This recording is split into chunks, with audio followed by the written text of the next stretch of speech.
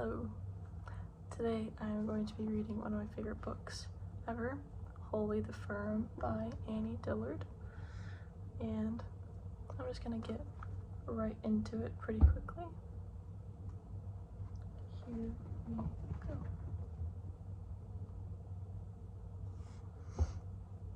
Part 1. Newborn and Salted.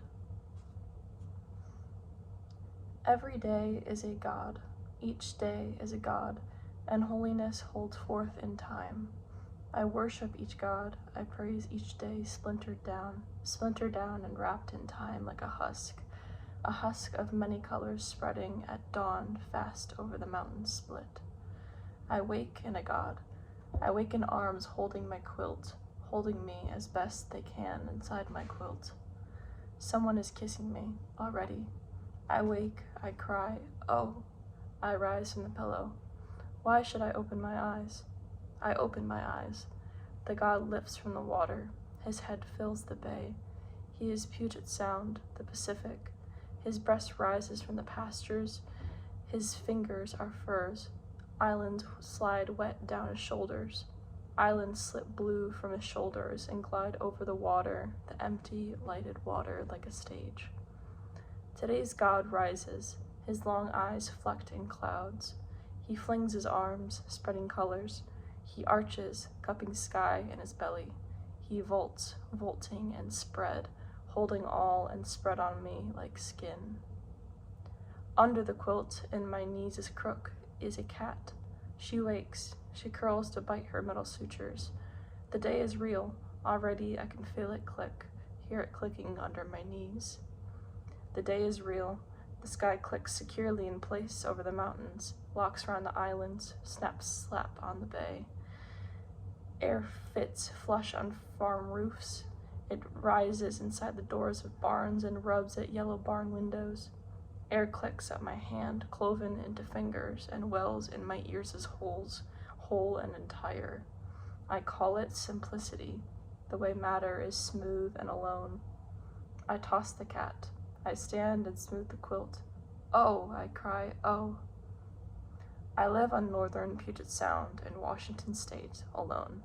I have a gold cat who sleeps on my legs, named Small. In the morning, I joke to her blank face. Do you remember last night? Do you remember? I throw her out before breakfast so I can eat. There is a spider, too, in the bathroom, with whom I keep a sort of company. Her little outfit always reminds me of a certain moth I helped to kill. The spider herself is of uncertain lineage, bulbous at the abdomen and drab. Her 6-inch mess of a web works miraculously to keep her alive and me amazed. The web itself is in a corner behind the toilet, connecting tile wall to tile wall and floor, in a place where there is, I would have thought, scant traffic. Yet under the web are 16 or so corpses she has tossed to the floor. The corpses appear to be mostly cell bugs, those little armadillo creatures who live to travel flat out in houses and die round. There is also a new shred of earwig, 3 old spider skins crinkled and clenched, and 2 moth bodies, wingless and huge and empty, moth bodies I drop to my knees to see. Today the earwig shines darkly and gleams what there is of him, a dorsal curve of thorax and abdomen, and a smooth pair of cerci, by which I knew his name. Next week, if the other bodies are any indication, he will be shrunken and gray, webbed to the floor with the dust. The sow bugs beside him are hollow and empty of color, fragile, a breath away from brittle fluff. The spider skins lie on their sides, translucent and ragged, their legs drying in knots. And the moths, the empty moths, stagger against each other, headless, in a confusion of arcing strips of chitin, like peeling varnish, like a jumble of buttresses for cathedral domes, like nothing resembling moths, so that I should hesitate to call them moths, except that I have had some experience with the figure moth, reduced to a nub. 2 summers ago, I was camping alone in the Blue Ridge Mountains in Virginia. I had hauled myself in gear up there to read, among other things, James Ramsey Ullman's The Day on Fire, a novel about Rimbaud that had made me want to be a writer when I was 16. I was hoping it would do it again. So I read, lost every day, sitting under a tree by my tent, while warblers swung in the leaves overhead and bristleworms trailed their inches over the twiggy dirt at my feet, and I read every night by candlelight, while barred owls called in the forest and pale moths massed around my head in the clearing, where my light made a ring. Moths kept flying into the candle. They would hiss and recoil, lost upside down in the shadows among my cooking pans, or they would singe their wings and fall, and their hot wings, as if melted, would stick to the first thing they touched, a pan, a lid, a spoon, so that the snagged moths could flutter only in tiny arcs, unable to struggle free. These I could release by a quick flap with a stick. In the morning I would find my cooking stuff gilded with torn flecks of moth wings, triangles of shiny dust here and there on the aluminum. So I read, and boiled water, and replenished candles, and read on. One night a moth flew into the candle, was caught, burnt dry, and held. I must have been staring at the candle, or maybe I looked up when a shadow crossed my page. At any rate, I saw it all. A golden fiamma moth, a biggish one with a 2-inch wingspan, flapped into the fire, dropped her abdomen into the wet wax, stuck, flamed, frazzled, and fried in a second. Her moving wings ignited like tissue paper, enlarging the circle of light in the clearing and creating out of the darkness the sudden blue sleeves of my sweater, the green leaves of jewel weed by my side, the ragged red trunk of a pine. At once the light contracted again, and the moth's wings vanished in a fine, foul smoke. At the same time, her 6 legs clawed, curled, blackened, and ceased, disappearing utterly. And her head jerked in spasms, making a spattering noise. Her antennae crisped and burned away, and her heaving mouth parts crackled like pistol fire. When it was all over, her head was, so far as I could determine, gone the long way of her wings and legs. Had she been new or old? Had she mated and laid her eggs? Had she done her work? All that was left was the glowing horn shell of her abdomen and thorax, a fraying, partially collapsed gold tube jammed upright in the candle's round pool. And then this moth essence, this spectacular skeleton, began to act as a wick. She kept burning. The wax rose in the moth's body from her soaking abdomen to her thorax, to the jagged hole where her head should be, and widened into flame, a saffron yellow flame that robed her to the ground, like any immolating monk. That candle had 2 wicks, 2 flames of identical height, side by side. The moth's head was fire. She burned for 2 hours, until I blew her out. She burned for 2 hours without changing, without bending or leaning, only glowing within, like a building fire glimpsed through silhouetted walls, like a hollow saint, like a flame-faced virgin gone to God. When I read by her light, kindled, while Rimbaud in Paris burnt out his brains in 1,000 poems, while night pooled wetly at my feet. And that is why I believe those hollow crisps on the bathroom floor are moths. I think I know moths, and fragments of moths, and chips and tatters of utterly empty moths in any state. How many of you, I asked the people in my class, which of you want to give your lives and be writers? I was trembling from coffee or cigarettes or the closeness of faces all around me. Is this what we live for? I thought. Is this the only final beauty? The color of any skin and any light and living human eyes? All hands rose to the question. You, Nick? Will you? Margaret? Randy? Why do I want them to mean it? And then I tried to tell them what the choice must mean. You can't be anything else. You must go at life with a broad axe. They had no idea what I was saying. I have 2 hands, don't I? And all this energy for as long as I can remember. I'll do it in the evenings after skiing, or on the way home from the bank, or after the children are asleep. They thought I was raving again. It's just as well. I have 3 candles here on the table, which I disentangle from the plants and light when visitors come. Small usually avoids them, although once she came too close and her tail caught fire. I rubbed it out before she noticed.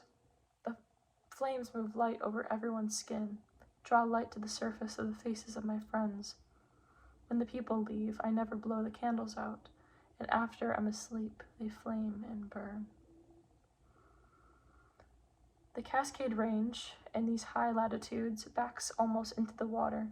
There is only a narrow strip, an afterthought of foothills and farms 60 miles wide, between the snowy mountains and the sea. The mountains wall well. The rest of the country, most of the rest of the planet in some very real sense, excluding a shred of British Columbia's coastline and the Alaskan islands, is called, and profoundly felt to be, simply, east of the mountains. I've been there.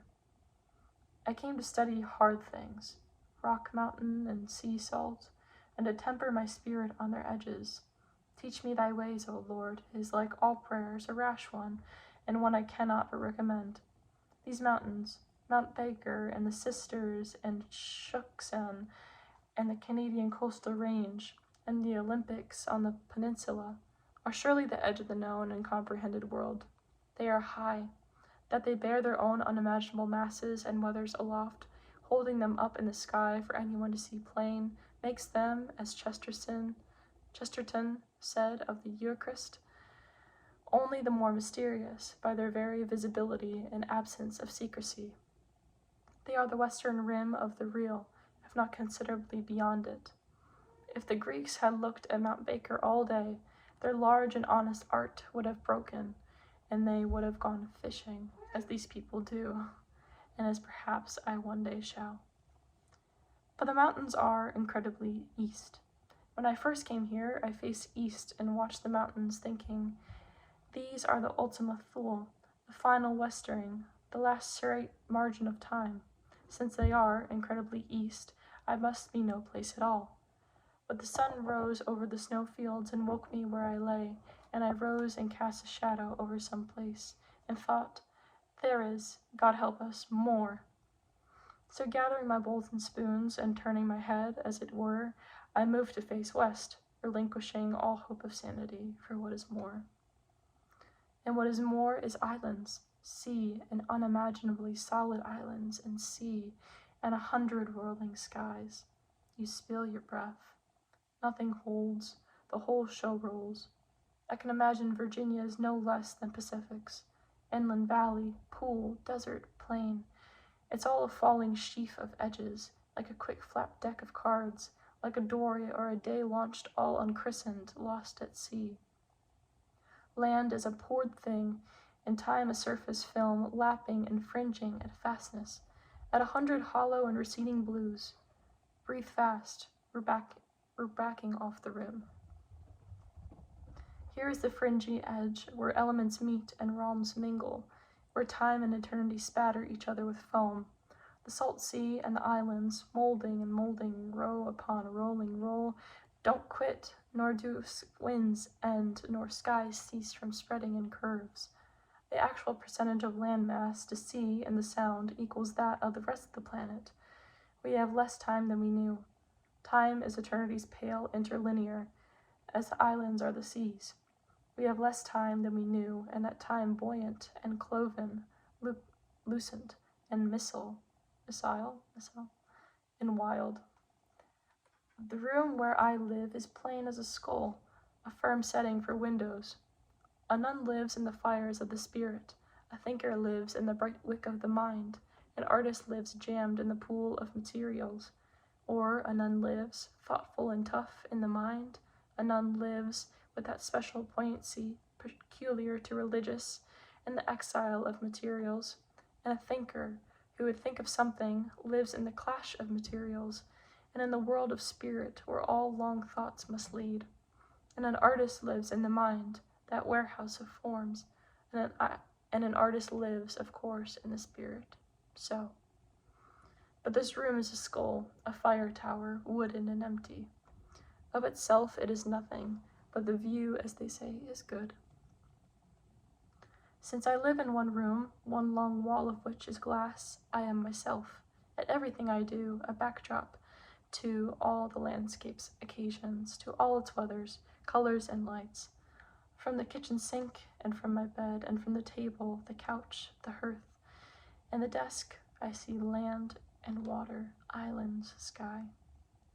The land is complex and shifting. The eye leaves it. There is a white Congregationalist church among Douglas firs. There is a green pasture between two yellow fallow fields. There are sheep bent over beneath some alders, and beside them a yard of running brown hens. But everything in the landscape points to sea. The land's progress of colors leads the eye up a distant hill, a sweeping big farm of a hill whose yellow pastures bounce light all day from a billion stems and blades, and down the hill's rim drops a dark slope of fir forest. Aslant your eye rides down to the point, the dark sliver of land that holds the bay. From this angle, you see the bay cut a crescent. Your eye flies up the black beach to the point, or slides down the green firs to the point, and the point is an arrow pointing over and over with its log-strewn beach, its gray singleness, and its recurved white edging of foam to sea. To the bright sound, the bluing of water with distance at the world's rim, and on it the far blue islands, and over these lights, the light clouds. You can't picture it, can you? Neither can I. Oh, the desk is yellow, the oak table round, the ferns alive, the mirror cold, and I have never cared. I read.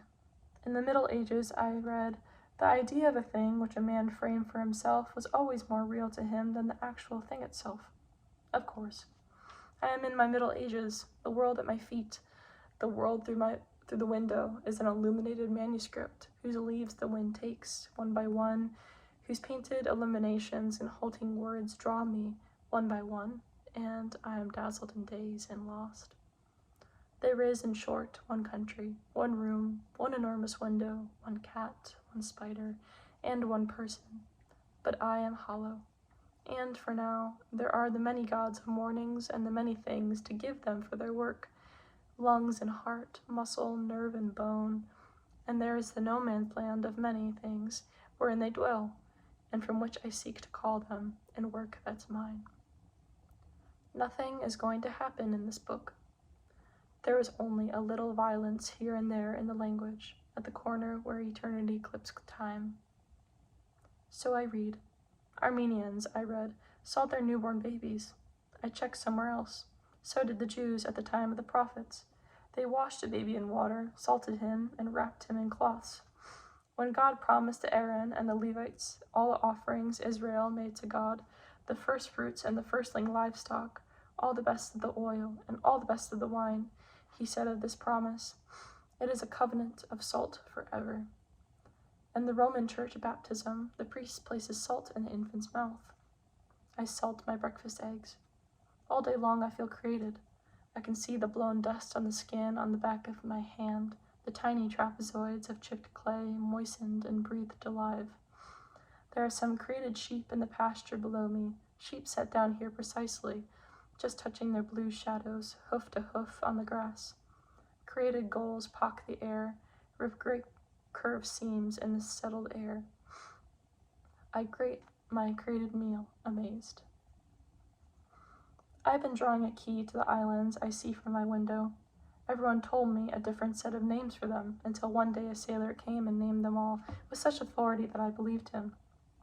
So I penciled an outline of the horizon on a sheet of paper and labeled the lobes: Skipjack, Susha, Saturna, Salt Spring, Bear Island. Today, November 18th, and no wind. Today, a veil of air has lifted that I didn't know was there. I see a new island, a new wrinkle, the deepening of wonder. Behind the blue translucence, the sailor said, is Salt Spring Island. I have no way of learning its name. I bring the labeled map to the table and pencil a new line, call that Unknown Island North, Water Statue, Sky Rock, Newborn and Salted, Waiting for Sailor. Henry Miller relates that Nut Hampson once said, in response to a questionnaire that he wrote to kill time, "This is funny in a number of ways. In a number of ways, I kill myself laughing, looking out at islands. Startled, the yellow cat on the floor stares over her shoulder. She is carried in a wren. I suddenly see a wren she has killed, whose dead wings point askew on the circular rug. It is time. Out with you both. I'm busy laughing to kill time. I shoo the cat from the door, turn the wren over in my palm, unmoved, and drop him from the porch, down to the winter-killed hairgrass and sedge, where the cat may find him, if she will, or crows, or beetles, or rain. When I next look up for my coffee, there is a ruckus on the porch. The cat has dragged in a god, scorched. He is alive. I run outside. Save for his wings, he is a perfect, very small man. He is fair, thin-skinned in the cat's mouth, and kicking. His hair is on fire and stinks. His wingtips are blackened and seared. From the two soft flaps of the cat-tiger's muzzle, his body jerks, naked. One of his miniature hands pushes hard at her nose. He waves his thighs. He beats her face in the air with his smoking wings. I cannot breathe. I run at the cat to scare her. She drops him, casting at me an evil look, and runs from the porch. The god lies gasping and perfect. He is no longer than my face. Quickly, I snuff the smoldering fire in his yellow hair with a finger and thumb. In so doing, I accidentally touch his skull, brush against his hot skull, which is the size of a hazelnut, as the saying goes, warm-skinned and alive. He rolls his colorless eyes towards mine. His long wings catch strength in the sun and heave. Later, I am walking in the day's last light. The god rides barefoot on my shoulder, or astride it, or tugging or swinging on the loops of my hair. He is whistling at my ear. He is blowing a huge tune in my ear, a myth about November. He is heaping a hot hurricane into my ear, into my hair, an ignorant ditty calling things real, calling islands out of the sea, calling solid moss from curling rock, and ducks down the sky for winter. I see it all. 2 islands, 12 islands, worlds gather substance, gather the blue contours of time, and array themselves down distance, mute and hard. I seem to see a road. I seem to be on a road, walking. I seem to walk on a blacktop road that runs over a hill. The hill creates itself, a powerful suggestion. It creates itself, thickening with apparently solid earth and waving plants, with houses and browsing cattle, unrolling wherever my eyes go, as though my focus were a brush painting in a world. I cannot escape the illusion. The colorful thought persists, this world, a dream forced into my ear and sent around my body on ropes of hot blood. If I throw my eyes past the rim of the hill to see the real stars, were they? Something with wings or loops? I elaborate the illusion instead. I roughen a middle ground. I stitch the transparent curtain solid with bright phantom mountains, with thick clouds gliding just so over their shoulders on green water with blank impenetrable sky. The dream fills in, like wind widening over a bay. Quickly, I look to the flat dream's rim for a glimpse of that old deep, and just as quickly, the blue slaps shut. The colors wrap everything out. There is not a chink. The sky is gagging on trees. I seem to be on a road, walking, greeting the hedgerows, the rose hips, apples, and thorn. I seem to be on a road walking, familiar with neighbors, high-handed with cattle, smelling the sea, and alone. Already I know the names of things. I can kick a stone. Time is enough, more than enough, and matter multiple and given. The god of today is a child, a baby new and filling the house, remarkably here in the flesh. He is day. He thrives in a cup of wind, landlocked and thrashing. He unrolls, revealing his shape and edge at a time, a smatter of content foot first. A word, a friend for a coffee, a wind shift, the shingling or coincidence of ideas. Today, November 18th, and no wind, is clear. Terry Wayne, who fishes and takes my poetry course, could see Mount Rainier. He hauls his reef net gear from the bay. We talk on its deck while he hammers at shrunken knots. The moors for dinner. In bed, I call to me my sad cat. I read. Like a rug or wrap rolling unformed up a loom, the day discovers itself like the poem. The God of today is rampant and drenched, his arms spread, bearing moist pastures, his fingers spread, fingering the shore.